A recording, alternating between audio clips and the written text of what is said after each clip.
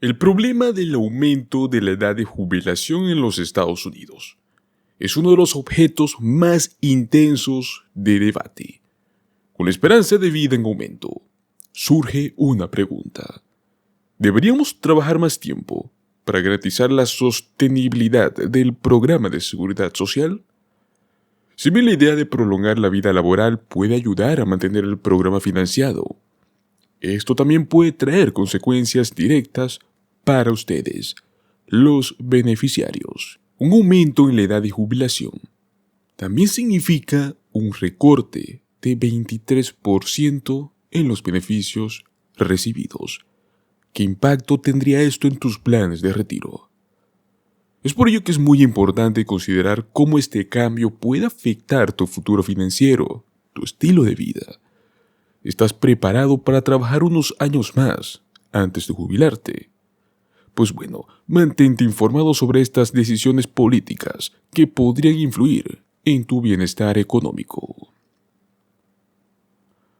Si bien es cierto que mantener el programa vivo y financiado actualmente es la prioridad y debería seguir siéndolo, retrasar la edad de jubilación 1 o 2 años es un tema que afectaría a los beneficios que recibes, y esto parecería mucho más a todo lo que tienes que hacer.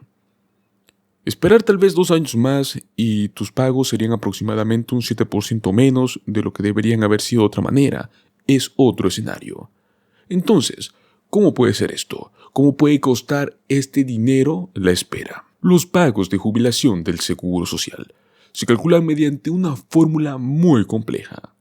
Esta fórmula ayuda a que las decisiones de pago sean justas y no dependan únicamente de un tipo de métrica.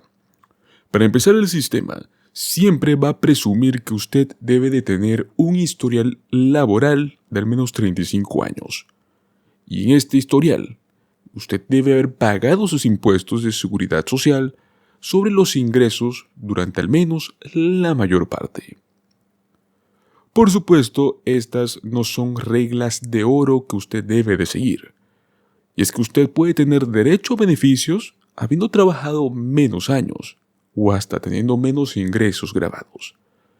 Pero el tema es que esto es un buen punto de partida para determinar quién es elegible para recibir beneficios y cuáles serán. La cuestión es que cuando tú pagas tus impuestos del Seguro Social, estos impuestos debes de saber que no se guardan en una cuenta, esperando a que simplemente tú te jubiles, sino lo que van haciendo es que se junta a un fideicomiso, el cual sostiene a las personas actualmente jubiladas. Si te das cuenta, funciona como un crédito, un clásico crédito bancario. Ingresa dinero al banco y este dinero sale para ser trabajado. Y es que ha sido así desde el inicio del programa, cuando este fue creado con la legislación del New Deal de Franklin Roosevelt. Recordemos que esto sucedió durante la Gran Depresión. Aquí la premisa es que hasta la primera generación no podía contribuir retroactivamente y no existían los fondos necesarios para iniciar este programa aparte de los trabajadores actuales.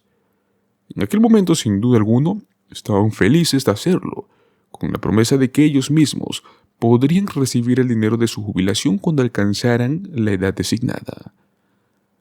El programa ha funcionado más o menos igual desde aquel entonces. La Administración del Seguro Social va a buscar tus 35 años en los cuales tú ganaste la mayor cantidad de dinero en toda tu jornada laboral. Luego, pues, todo esto lo va a indexar y lo va a comparar con las ganancias de los salarios en promedio de esos años. Junto va a ajustarlo a la inflación y va a salir un número, el dato específico, que va a ser el valor monetario actual. Luego de esto, junto en esta fórmula, los salarios se promediarán. Todos los años que tú trabajaste, cada año tuvo su salario en promedio y se promedian. Si es que tienes menos de 35 años de trabajo, ¿qué es lo que va a pasar? Esas casillas van a ser rellenadas con ceros. Obviamente porque pues no tuviste ingresos. Y luego pues todo esto se va a ingresar en una fórmula la cual va a calcular lo que es tu pensión. Lo más importante dentro de esta fórmula es que se cuentan varios factores importantes. Recordemos que cuando tú cumples 62 años, que es la edad mínima para comenzar a reclamar tus beneficios del Seguro Social, automáticamente estos factores relucen. ¿Cuáles pueden ser? ¿Cuándo nació? ¿Cuándo podrá jubilarse? ¿Con cuánto puede jubilarse? Pues bueno, ¿por qué es que sería un problema aumentar la edad de jubilación? Ahora que ya más o menos entendemos lo básico que puede resultar este cálculo, esta fórmula, debemos entender por qué es un problema. Para cualquier año en el cual tú nazcas, esto va a dividirse en una línea, la cual va a tener un par de ligeras curvas. En otras palabras, veámoslos como un gráfico. Dentro de este gráfico se va a mostrar la edad de jubilación y el monto del seguro primario en el cual tú eres elegible. Ese monto va a ser accesible para ti cuando tú estés en tu plena edad de jubilación.